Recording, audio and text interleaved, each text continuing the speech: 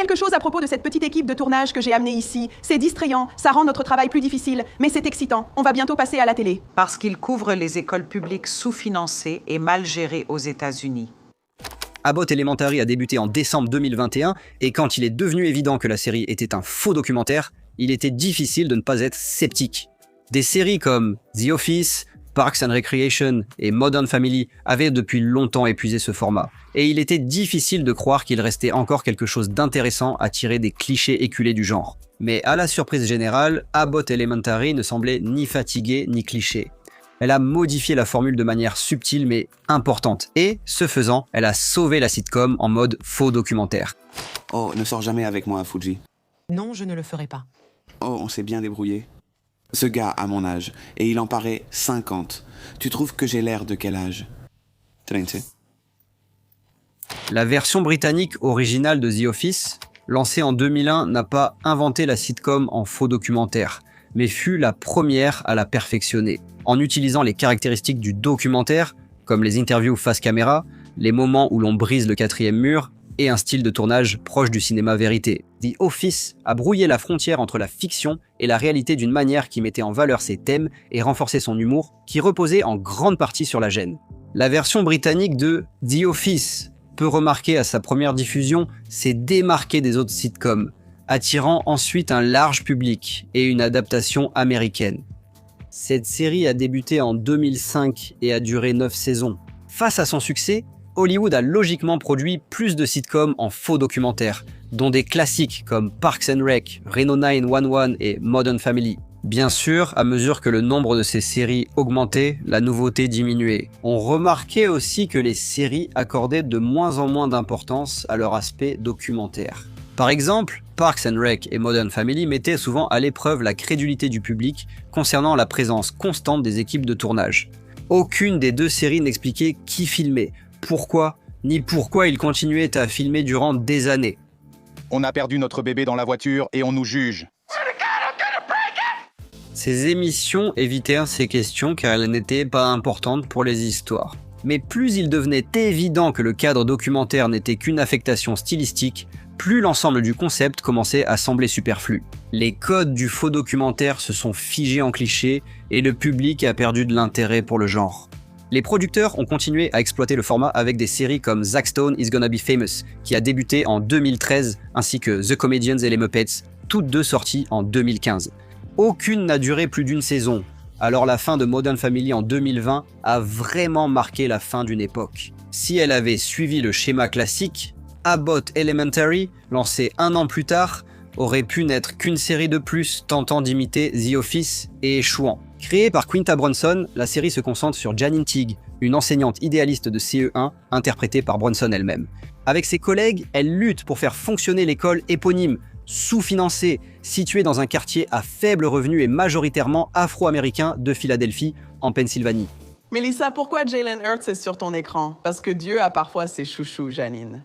Prévue d'abord comme une série animée, Brunson l'a adaptée en prise de vue réelle après avoir collaboré avec Randall Einhorn, réalisateur de The Office. Mais même avant qu'il rejoigne le projet, Brunson voulait qu'Abbott soit un faux documentaire. Vu l'état du format, ce choix était risqué. Et à ses débuts, la série a effectivement dû lutter contre les attentes revues à la baisse par les précédentes œuvres du genre. Mais il n'a pas fallu longtemps pour que le public commence à remarquer ce qu'Abbott faisait différemment. Les sitcoms dans les écoles publiques existent déjà, mais Abbott est l'une des premières à utiliser le format faux documentaire dans ce cadre. Dès le début, cela l'a distingué des autres séries scolaires et faux documentaires, lui donnant un aspect rafraîchissant.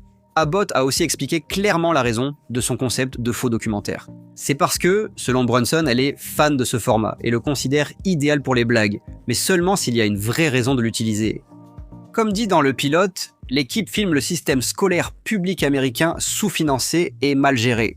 C'est un sujet bien plus crédible pour un documentaire de longue durée qu'un bureau ennuyeux à Scranton ou une famille quelconque vivant dans la banlieue de Los Angeles. Et en tant que tel, cela sert de bien meilleure justification pour le format mockumentaire. La série ne voulait pas devenir trop méta avec ce format, même si l'équipe du documentaire est parfois mentionnée. La série, par exemple, a souligné les mois de l'année scolaire qu'ils ont manqué à cause d'une grève des scénaristes, avec une blague sur le fait que l'équipe de tournage s'est fait voler et a perdu son matériel. Donc, ils se sont fait voler parce qu'ils pensaient que ce serait mignon de se promener dans West Philly la nuit avec tout ce matériel de caméra. Bref, nous voilà 5 mois plus tard, parce que c'est le temps qu'il faut à 3 personnes avec des diplômes d'art pour économiser et acheter de nouvelles caméras.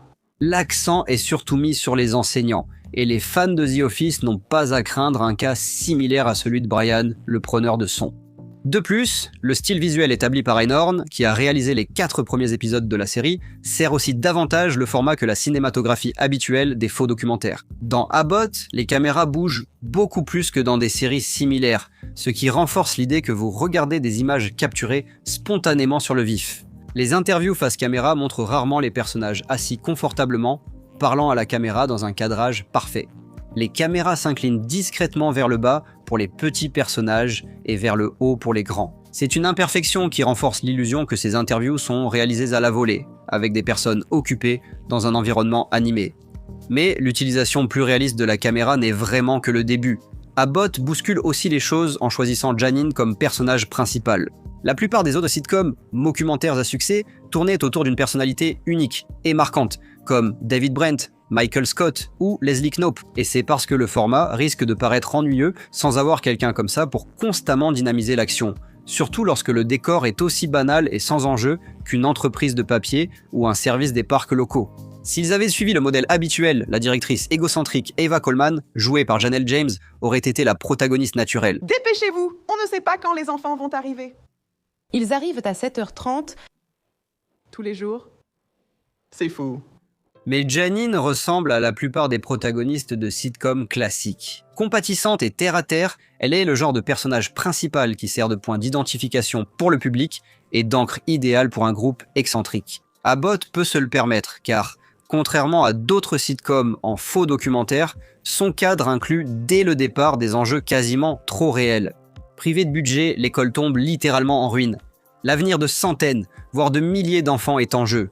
Et les rares membres du personnel non découragés par les mauvaises conditions luttent chaque jour pour leur offrir une éducation adéquate.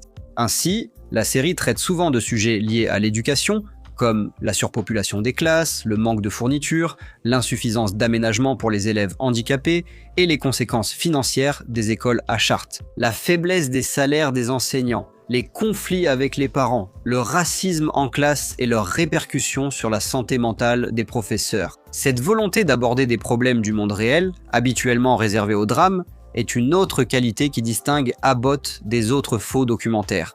En même temps, cela permet à la série de se démarquer grâce à son ton et à son style d'humour. S'inspirant du modèle de comédie du malaise de The Office, beaucoup des sitcoms en faux documentaires les plus réussis trouvent leur humour en se délectant des moments typiquement inconfortables d'une journée de travail ordinaire, que tout le monde, d'une manière ou d'une autre, a été obligé de supporter. Mais grâce à ces enjeux bien réels, Abbott Elementary tire la plupart de ses rires de la sincérité apparemment inébranlable de ses personnages. Oh, tu entends ça? L'optimisme l'emporte encore une fois? On s'amuse facilement quand Janine tente de réparer seule un WC cassé et se fait asperger, ou qu'elle plonge l'école dans le noir en réparant un luminaire. Au final, c'est un personnage auquel on s'identifie, qui lutte pour la bonne cause, ce qui la rend difficile à ne pas soutenir. C'est pareil pour les collègues de Janine, majoritairement afro-américains comme la plupart des élèves de l'école. Abbott est un mockumentaire rare centré sur des personnages et des perspectives noires. Par exemple, dans un épisode de la première saison, Janine donne un cours à sa classe en utilisant l'anglais vernaculaire afro-américain, qu'elle appelle l'argot de Philadelphie, et qu'elle reconnaît comme la langue que ses élèves utilisent dans leur vie quotidienne. D'accord, passons à hard. Ouais, ce qui veut dire d'accord. Ce sont tous des détails relativement mineurs, mais mis ensemble, le cadre original, la meilleure utilisation du format, le personnage principal plus attachant, la volonté d'aborder des enjeux réels avec des conséquences concrètes, le choix de la sincérité plutôt que de la gêne, et la représentation d'une communauté généralement peu mise en avant dans ce genre. Et vous obtenez une série qui ne ressemble à aucune autre dans son genre. Pourquoi tu respires si fort? Je suis excitée. Eh bien, c'est bizarre. Tu devrais faire vérifier ça. D'accord. Le fait est qu'Abbott Elementary a réussi à insuffler une nouvelle vie à la sitcom mockumentaire, en subvertissant beaucoup de ce à quoi on s'attendait. Elle a réussi à recentrer tout le format pour raconter un autre type d'histoire avec des personnages différents. Et pour tous ceux qui pensaient que le format était mort, cela s'est avéré être une vraie leçon. Qu'en pensez-vous? Êtes-vous fan des sitcoms mockumentaires? Si oui, comment trouvez-vous Abbott Elementary comparé aux autres? Dites-le nous en commentaire. Et si vous avez apprécié cette vidéo, vous en trouverez sûrement d'autres qui vous plairont en parcourant le reste de la chaîne. Comme toujours, merci d'être abonné à Nerdstalgique.